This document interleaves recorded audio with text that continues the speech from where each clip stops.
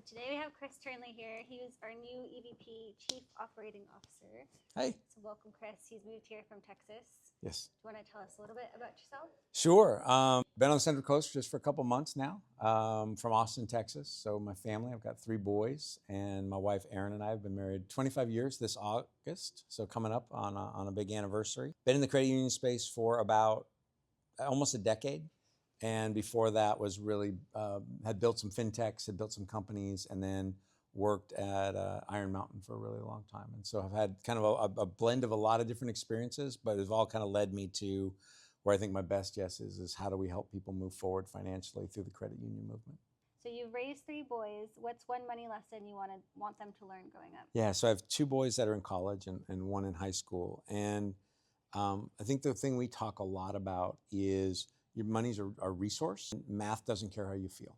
So money is just math. Where you put it is where your priorities are going to be, but you can't spend the same dollar twice. And that's what we talk about a lot is a lot of times when we have hopeful budgeting, you're like, I'm gonna do this and I'm gonna do this and I'm gonna do this, and somehow you expect $150 to stretch to $200 because you kind of spent it multiple times. That's what we talk about. So what we do in our house is Sunday nights, we would just do a quick call just to check in on budget. That came out of a family meeting that they got to watch Erin and I do. My wife and I have been married about 25 years. And on Sunday nights, we do the Turnley family meeting. It's where you actually take all of the business of the family and talk about it in a way where you have time. So we would talk about budgets, we'd talk about schedules, we'd talk about all those things. And now we've just extended that to the kids now that they're a little bit older to be like, hey, here's how you budget. How much money do you think you're gonna need? How much money do you have coming in? And we just try and keep it really open because you're gonna make mistakes with money. It's part of learning, but I've told them, like, I want you to learn now when it costs you pennies and dollars versus learn later when it costs you hundreds and thousands. Yeah. I think so often when people make a mistake with money, they feel some shame about it. They're like, oh, if I only knew what I knew. You didn't. Sometimes the lessons have to cost you something. What I would tell anyone, with their kids or with themselves is like, you won't really pay attention until you do. All the tools are out there. There's YouTube, videos, but it's really relationship. And then when you're ready to budget or you made the mistake, and then that might be the thing that opens you up. And even if it costs you a couple $100 to make the mistake, that's a pretty cheap lesson. I feel like I made that mistake when I bought my first car, which was like 10 years ago Yeah. now. But at the time, I wanted like the brand new shiny car Right. with all the bells and whistles. But I was living with family at the time and didn't like take account like the rent, what that was going to cost, and living Yeah. on my own. So if I could go back, I definitely wouldn't buy a new car. Right. But it's, again, you learn it once and hopefully you learn it and then you get to put it behind you. The thing as a parent, I learned. So that's what we try to teach them. What I had to learn is like, you can't always stop and save them. So as a dad, I was wanting to be like, I'm going to step in and I'll catch you before you even fell. Mm-hmm. And sometimes you got to let the kid get the car. Yep. And be like, okay, you're going to live with it. And then as you're making those payments, right about the time the 5th or 6th payment, you're like, oh my goodness, Yep. I can't do both and still have the same lifestyle, right? And so something's got to give. So you got to work more, or those kinds of things. In our household, we always told our kids, like, at age 15, you'd get a job. Because I think it is important that kids earn their own money, not just because that's the only thing they're ever going to have, but that they learn that ethic. Because I do think a dollar earned is treated differently than a dollar given. Have you ever made a financial decision that you regretted, and what did you learn from it? Oh, Jiminy. Yeah, I would stack the bills up and then I would just pay them all when I kind of felt like it, regardless of when they were due. And when I met my wife, Erin, she's amazing. She's super organized. She would like walk into my apartment and be like, what are you doing? And I'm like, I don't know. I just didn't feel like dealing with it. And she's like, the due date's the due date. I just didn't really think that when you sign up for a financial obligation, you're signing up for their rules. So that's what people don't think about with debt. Like you get into debt and then you want to negotiate the rules. And no, debt says I give the rules over to whoever. So if I owe someone money, I have to pay on their schedule, not mine. I think that a lot of people in my generation, because credit cards were so easily available. Like when I joined the University of Washington, there were 3 approved credit cards in the student bag. When you walked in, and they just would hand them out. And they can't do that the same way on college campuses anymore, probably because of the way my generation acted. But I just didn't think about the consequences of payment and non-payment. Luckily, it didn't crush me, but I did have to learn like debt comes with an obligation. Yeah. And that obligation is set by somebody that's not you. What I caution my kids, what I caution my friends, and why I really got into working at the credit union was that giving people an option with a partner who really wants you to succeed financially. Like, we're not here to get you. We're not here to get you into debt. We're here to actually help you build the best life so that you can live up to your full purpose. And it's really hard to do that in debt. You said your father taught you the value of service and your grandfather taught you the importance of relationships. How have those lessons influenced your passion for helping others? Oh, man. So my dad is a really tough and strong guy. And so we didn't sit down and talk about, like, this is why we serve. I always tell people, like, we didn't have the Brady Bunch moments where dad would come and give us the lesson at the end. He just put you to work. You could work on our stuff, or if a neighbor needed help, we'd work on their stuff. If another neighbor needed help, we'd work on their stuff. And pretty soon what you just realized is that you could help anybody, that he gave so much of himself to do that. And really, I also think, like, he was raising, 6 kids, and he's like, what the flip am I going to do with 6 kids? So put them to work, and so I think keeping us busy was really helpful, but he really he modeled that so well. Regardless, he was a sheet metal worker, so he came home tired all the time, but he was always able to, like, if someone, raising a wall or doing home repair or putting down cement on a concrete on a driveway, he's like, yep, let's go. And he would just do it. And it really didn't matter whether he was tired or not. And my grandfather, if people just looked and they say, well, you're probably a blend between your mom and your grandfather. Like, my mom is like the sweetest person who's like, everybody's always welcome. Like, there's always room at the table. And my grandfather, just everywhere he went, he built community. Like, you'd go out to breakfast with him and he'd know 12 people at the diner.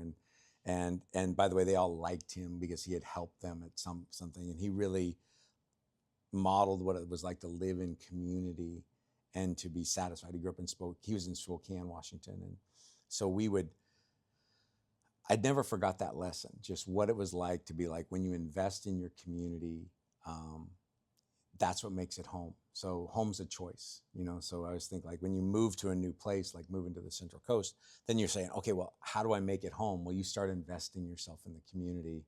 You start building those relationships, and that's what makes it home. I think people don't put enough on just the presence of themselves, like just being a part of the conversation, because you never know what can happen in the room. But being in the room matters. It matters to you, like, for anyone like trying to grow themselves and be in development, like, being in the room matters. But for those who are doing things, like, if you're even throwing a party, or those last minute calls, like, oh, we can't make it. It's not that they're bad, but they just kind of like, suck it out a little bit. But when someone walks in the door that you really wanted to see there, it just lifts your spirits. Mm-hmm. Well, the same for anyone who's building a nonprofit or trying to do something in the community. Your presence really does matter. And I think people don't, they underestimate how big their presence really can impact an area. You spent a lot of time supporting organizations that serve people experiencing homelessness. What's one lesson from that work that everyone, not just leaders, can apply to their everyday lives? Ooh, I think the homelessness, I've worked in this area with people that have been in different areas of homelessness experience for 25 years. So I think a lot of people see someone who's homeless and they're like, well, they look at that person, and what I learned is all the circumstances that led up to that person being there. And some of them were things I don't think I would have survived. Instead of going like, well, why are they sitting there? I began to look at them as like, how are they there at all? And still fighting. The way I think about it is, how do you begin to help them restore themselves and restore family? Because at the core of it, that has to heal up. And I think the lesson I would tell business leaders is, like, it's not that that's where you have to lean in. I think what I learned is every person has value. What we owe people is a dignified path to go forward, even if it's not easy. Mm-hmm. And even if it doesn't mean they're going to go forward all the time, they might go forward and backwards, and we're human. I think that's the other thing, is you begin to see humanity a little bit better, and then just be immensely grateful for how I was raised. I mean, I have amazing parents who love me. I probably could have messed up significantly and they still would have loved me. That's not the case everywhere. There is a population that can get back, but there's also a population where that road back is going to be really long. I think the more we can help those who are closer to be able to get back into society, the more resources then would be available for those whose path's going to be a little bit longer. You can do more than you think. And, I think it's great people hand out food.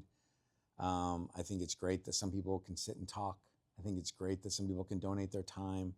Everyone can do something. It's too easy to isolate yourself and put yourself in a little bubble. That's not what the world is. The world's a lot of different colors and flavors, and sometimes it's really messy, but do what you can. How do you see Coast Hills making a difference beyond banking since the time that you've been here? Oh, I think the potential of Coast Hills is really unlimited. I really do, and that's the reason I was kind of drawn to it. Is the mission of it, in an area that is, and as we talked about earlier, is so tied to the producing things, whether that's crops, whether that's flowers, whether that's beef and agriculture. If it can thrive, like if people can really thrive, then it's all going to be better, right? And also in California, an area where it's been tougher to build things, right? And sometimes things take a little bit longer. To have a financial partner that can help people get through those areas and really be grounded in the community, that really matters. So people always think about finance getting more and more digital, and it is, right? There's anyone watching these things are going to be like, I want to do this, I want to do that online, I want to, yes, transactions digitally, but when you need help in finance, you want to know somebody's there, and you want to know that person actually may know you, or at least know the community in which you're part of. And I think how Coast Hills is embedded into all of the small towns that make up the Central Coast, and as we keep expanding those, that's the heart of it, is that we aren't someone who came in and just said, this is what I think they need. They're like, no, this is what we need to do to help our neighbors live a better life full of purpose. And so that heart that carries that commitment, carried across all the channels, I think really is the area where you're going to see us shine, and the reason why I think we can make a real difference here. Yeah, I've worked here for 10 years Yeah. now, and I think when people ask me like, oh, how is it working there, or what's the Coast Hills Credit Union like, and I think people often think credit unions have low rates, Yeah. free checking, but I think the best part for me is being able to share that we give over $400,000 each year in sponsorships to local organizations, and that's not a thing that a lot of other institutions can say. Well, I think that, and the fact that what you deliver to people who need it, like one of the things I think we take for granted sometimes because we work in it is what a car loan does for somebody who's restarting their credit. And because we do so much, in kind of the subprime areas too, for those who may need to rebuild their credit or kind of need to restart, the fact that we know them allows us to then make a good loan to them, affordable, so that they can get to work every day. Because one thing I've learned that's similar from Central Texas to the Central Coast is if you want to get to the job, you need a car. Because there isn't a mass transit, that would make things super easy to get from one town to the other. And so cars are jobs. And so as we want to support people getting jobs, like we want to be that partner that knows you, so that we can take the right kind of chance on you and help you take that next step to get restarted. And I think that's what a community credit union like Coast Hills does, that really we kind of take for granted, because you've been here 10 years, I've been doing this a long time, and you're like, yeah, of course we do that. But like what that means to someone when they apply for a loan and they don't know if they're going to get it, and then all of a sudden they get it and they're like, yeah, I can make this happen. Yeah. I think that bottling up that feeling is really what keeps me going. We'll do a quick fire, rapid questions. Cash or card? Card. What's one financial app that you use all the time? Credit Karma. Coffee at home or coffee shop? No coffee. Save or splurge? Save. Debit or credit? Credit. Biggest budgeting mistake? Buying your first car. One word that describes financial wellness? Anxiety free. Best financial habit? Save a little, spend a little, give a little. Love it. Those are great. Well, thank you for being on the show today. Absolutely. Love it.